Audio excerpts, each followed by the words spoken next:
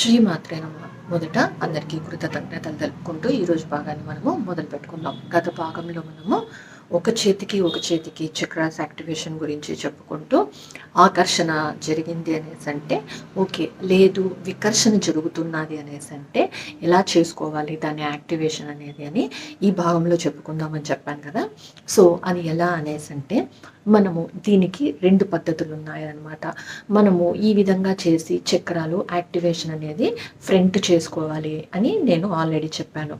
So ఒకవేళ మనం ఇలా చేసినప్పుడు రిపల్షన్ కన్నా వచ్చింది అనేసి అంటే దగ్గరగా కాకుండా దూరంగా జరుగుతున్నది అనేసి అంటే అప్పుడు మనము ఈ విధంగా అంటే ఎక్కడైతే మనం ఈ విధంగా పెట్టినప్పుడు ముందర చక్రాలు యాక్టివేషన్ అవుతాయో అదే విధంగా మనకు వెనుకాల కూడాను యాక్టివేషన్ చేసుకోవాల్సినటువంటి అవసరం ఉంటుందన్నమాట.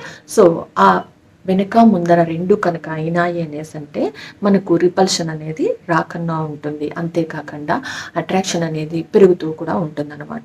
సో మనం చేయాల్సిన పద్ధతి ఏమి అంటే ఈ విధంగా అంటే గోరు దగ్గర బొటల వేలుతో గోరు దగ్గర చేసుకొని దానిని ప్రెషర్ అంటే ఒత్తిడిని ఇచ్చినాము అనేసి అంటే తర్వాత మనము చెక్ చేసుకున్నాము అనేసి అంటే ఆకర్షణ అనేది జరగవలసినటువంటి అవసరం ఉంటుందన్నమాట. సో ఇది ఎవరికి వారు చేసుకునేదే కాబట్టి ఒక 10 సార్లు చేసిన తర్వాత మీకు మీరే టెస్ట్ చేసుకోండి. ఆకర్షణ అనేది పెరుగుతున్నదా అనేసి అని చెప్పి టెస్ట్ చేసుకోండి. చేసిన తర్వాత మనకి తిరిగి ఇలా ఒక 2-3 సార్లు చేసిన తర్వాత తిరిగి మళ్ళీ ప్రెషర్ ఇవ్వండి. అలా ప్రెషర్ ఇచ్చిన తర్వాత 10 సార్లు ప్రతి చేతికి ప్రతి వేలికి 10 సార్లు చేసిన తర్వాత మళ్ళీ ప్రయోగం అనేది చేయండి. అలా చేసిన తర్వాత మీకు ఆకర్షణ అనేది జరుగుతున్నది అనేసి అంటే అప్పుడు ఓకే, లేదు అనేసి అంటే నేను మరొక పద్ధతిని కూడా చెప్తున్నాను. కానీ బాగా గమనించండి, ఏది కూడాను మొదటి రోజుకి అయిపోవాలని మాత్రం తాపత్రయపడద్దండి. అందుకని ఒక వీడియోకి రెండొక వీడియోకి నేను 7 రోజులు గ్యాప్ ఇవ్వడానికి కూడా కారణం అన్నమాట. సో ఈ 7 రోజుల్లో మనకి సాధించడానికి మనం ప్రయత్నం చేద్దాం. సో ఇంకా రెండవ పద్ధతి ఏమి అనేసి అంటే ఒకటి గోర్లని మనం ప్రెషర్ ఇవ్వడం వల్ల, రెండోది మనకున్నటువంటి టిప్స్ ఈ ఫింగర్స్కి మొదటగా ఉండేటువంటి భాగాన్ని మనము ఇలా ఇలా చేసాము అనేసి అంటే అక్కడ మనకి ఆకర్షణ అనేది ఏర్పడుతుంది. మళ్ళీ కూడాను ఇక్కడ మనకి ఇలా కుదరలేదు అనేసి అన్నప్పుడు రిపల్షన్ వచ్చినా ఆకర్షణ లేదు అన్నా కూడాను దీనిని మనం చేసినట్లయితే ఇది కూడా మనము ఒక పద్ధతిగా అంటే ఈ విధంగా చేసినప్పుడు ఆకర్షణ అనేది ఏర్పడుతుందన్నమాట. సో ఎప్పుడైతే మనము ఆకర్షణ జరుగుతున్నదా లేదా అనేసి అంటే ఇక్కడ మాత్రం రిపల్షన్ రాదు, గుర్తుపెట్టుకోండి.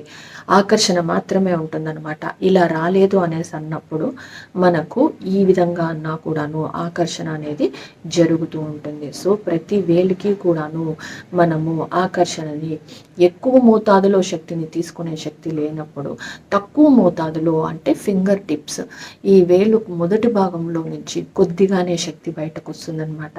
దానిని మనం మొదట అట్రాక్షన్ అనేది ఆకర్షణ అనేది సంపాదించుకోవడము లేదా సిద్ధించుకోవడం అనేది చేయాలి అన్నమాట. ఆ విధంగా చేస్తూ పోతూ ఉంటే తర్వాత ఎక్కువ శక్తిని పొంది ఇక్కడ కూడాను మనకి అట్రాక్షన్ అనేది జరగడానికి అవకాశం వస్తుందన్నమాట.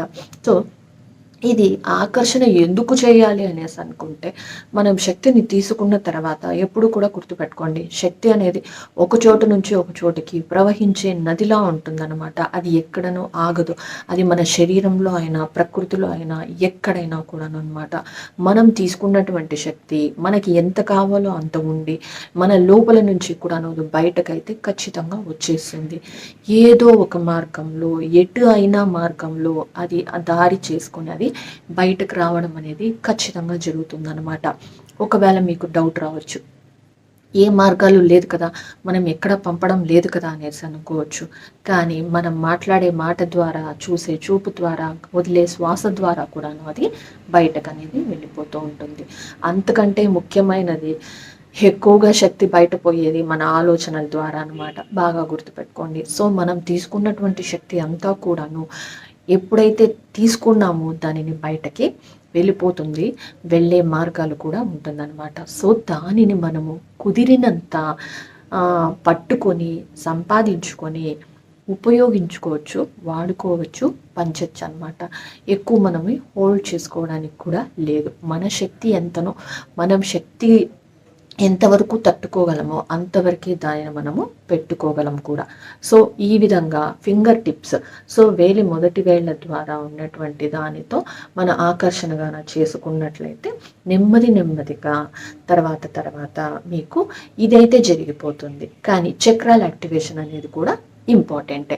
కానీ మొదటి మెట్టుగా ఇది నేను ఎందుకు చెప్పలేదు అనేసి అంటే, ఎక్కువ మందికి ఆకర్షణ ఉంటుంది, ఖచ్చితంగా ఉండి తీరుతుంది అనమాట.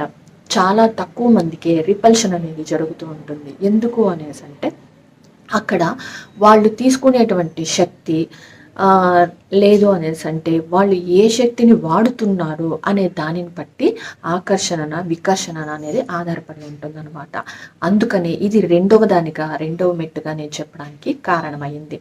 సో ఈ విధంగా మనకి వికర్షణ జరిగినప్పుడు, అదే కాకుండా ఇక్కడ కూడాను అంటే ఇలా వచ్చింది, ఇలా ఆకర్షణ జరిగింది అన్న వాళ్ళే కాకుండా ఇది కూడాను ట్రై చేసి ఈ ఫింగర్ టిప్స్ను కూడా మనము యాక్టివేషన్ అనేది జరుపుకోవాలన్నమాట.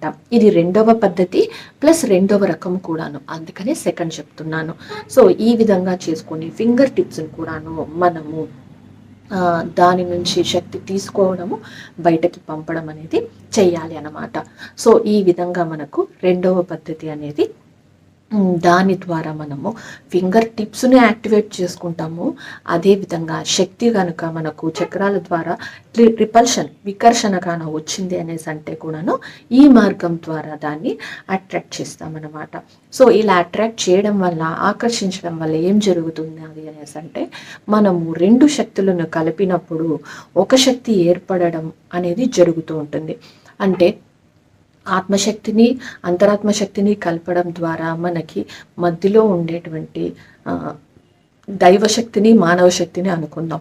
అలా కలపడం వల్ల వచ్చే శక్తిని మనం తట్టుకొని ఇవ్వడానికో తీసుకోవడానికో ఉపయోగపడుతుంది అనమాట. అంతేకాకుండా రెండు శక్తుల కలయిక అని చెప్పాను కదా. సో ఇది వచ్చేసి మనకి దైవశక్తి అవుతుంది, ఇది ఆత్మశక్తి అవుతుంది. మరి పంచభూతాలలోకి వచ్చేటప్పటికి వాయుశక్తి ఆకాశశక్తి అవుతుందన్నమాట. సో అదేవిధంగా శక్తులు పంచభూతంలో భూమిని నీటిని కలిపినప్పుడు ఆటోమేటిక్గా అగ్ని అనే పదార్థం వస్తుంది. అగ్నిని వాయుని కలిగినప్పుడు ఆకాశం అనే పదార్థం వస్తుంది. అంటే రెండు శక్తుల కలయికతో నెక్స్ట్ ఉండేటువంటి శక్తి ఉత్పన్నం అవడానికి మనకు అవకాశం ఇస్తుంది అన్నమాట. సో అలా కలయిక జరిగే క్రమంలోనే మనకు వికర్షణ అనేటివి కూడా ఏర్పడుతూ ఉంటుంది. ఎందుకు అనేసి అంటే, భూమి నీరు అనేది కలవవు. లేదు అనేసి అంటే, మనకు భూమిలో నీళ్లు ఉన్నారు కాబట్టి రెండు శక్తులు ఎందుకు కలవండి, కలుస్తాయి అని అనుకోవచ్చు. మరి నీరు ఆకాశం ఆటోమేటిక్గా మనకి అది సంబంధమే లేదు. భూమి పైన నీటిని చూసాము, పైన ఆకాశాన్ని చూసాము, సో కలవవు అనేసి అంటారు. మరి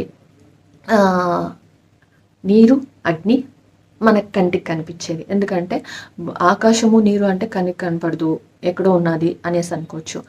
మన కళ్ళ ముందర ఉండే అగ్ని నీరునే కలవు కదా, కానీ కూడాను ఆ రెండు కలయికతోనే వాయువు అనేది మనకు ఏర్పడుతుంది. ఆటోమేటిక్గా మనం పంచభూత శక్తుల గురించి చెప్పుకున్నప్పుడు నేను ఆల్రెడీ చెప్పాను, ఈ పంచభూత శక్తులన్నీ కూడాను ఒక స్టవ్ మీద పాత్ర పెట్టి ఆ పాత్రని వేడి చేస్తే ఎలా ఉంటుంది అనే ఒక ఎగ్జాంపుల్ ఇచ్చాను. మనం ఉత్త పాత్రని మాత్రమే పెట్టి వేడి చేసినప్పుడు అది మాడి మసైపోతుంది, అంటే ఆ పాత్ర కరిగిపోయి భూపదార్థంగా తయారవుతుంది. సో ఆ భూపదార్థంగా తయారయ్యే క్రమంలోనే దానిలో ఉండేటువంటి వాయువు, అంటే ఒక పదార్థానికి మధ్యలో ఉండేటువంటి వాయువు కానీ నీరు కానీ బయటకు అనేది వచ్చేస్తుంది అనమాట. అంటే నీరు అనేది ఎప్పుడైతే వెళ్ళిపోతుందో, అందుకనే సలసలా మరిగినప్పుడు ఎలా అయితే ఉంటుందో ఆ విధంగా మనం ఆ పదార్థము గట్టిగా పడేటప్పుడు ఆ పదార్థం ఇలా నీళ్ళని వెదజల్లడం అనేది చూసే ఉంటారు. అలా నీళ్ళన్నీ అయిపోయిన తర్వాత దానిలో నుండి, అంటే ఒక మంట రూపంలో ఆ పదార్థము చాలా వేడిగా ఎరుపు రంగులో అనేది ఉంటుంది. అది చల్లబడే క్రమంలోనే దానిలో ఉండేటువంటి వేడి అంతా కూడాను వాయువు రూపంలో మనకి బయటకు వచ్చేస్తుంది అనమాట. సో వాయువు రూపంలో బయటకు వచ్చేసిన తర్వాత తిరిగి అది రూపం లేనటువంటి, అంటే అప్పటి వరకు ఆకారం ఉన్నది, ఆ ఆకారం లేనటువంటి పదార్థంగా తిరిగి మారిపోతుంది. అంటే ముడి పదార్థంగా. అంటే మొదట మనకి భూపదార్థంలో భూశక్తిలో ఏమున్నది, ఒక పాత్రగా ఉండేటువంటి ఒక పాత్ర ఆకాశ శక్తికి వచ్చేటప్పటికి నిరాకారంగా ఒక పదార్థంగా మారిపోతుంది అనమాట. అంటే ఒక బౌలు స్టవ్ మీద పెట్టి మనం వేడి చేసినప్పుడు, వేడి మరి అగ్ని కదండి అనేసి అంటే కాదు, అగ్ని అనేది శక్తి అన్నమాట. ఎప్పుడైతే మనము కింద వేడి చేసామో ఆ పదార్థము కరిగినప్పుడు ఆ పదార్థము తీసుకొని ఎర్రగా మండుతుంది చూసారా, అది అగ్నిశక్తి అనమాట. కింద మనం వేడి చేసేదంతా కూడాను అన్నిటికంటే హైయెస్ట్ అని చెప్పుకున్నాం కదా, కాస్మిక్ ఎనర్జీ అవ్వచ్చు, లేదు అనేసి అంటే ఆత్మశక్తి, అంతరాత్మశక్తి అన్నమాట. సో కింద స్టవ్ నుంచి వచ్చే వేడి వేరు, పదార్థం కరిగినప్పుడు ఆ పదార్థం వేడిగా ఉండేటువంటి శక్తి అగ్నిశక్తి అనమాట. సో అగ్నిశక్తికి, అంతరాత్మ శక్తికి, ఆత్మశక్తికి ఉండేటువంటి డిఫరెన్స్ అదే అనమాట.